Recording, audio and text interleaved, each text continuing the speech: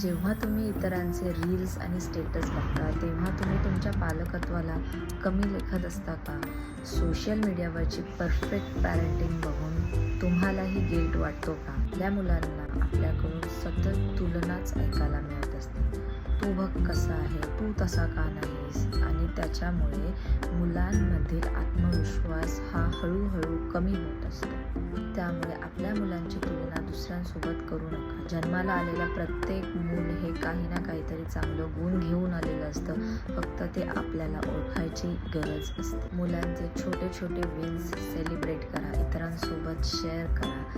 मुलांच्या मनामध्ये तू माझ्यासाठी खूप खास आहेस ही भावना त्यांच्या मनामध्ये जोपासा.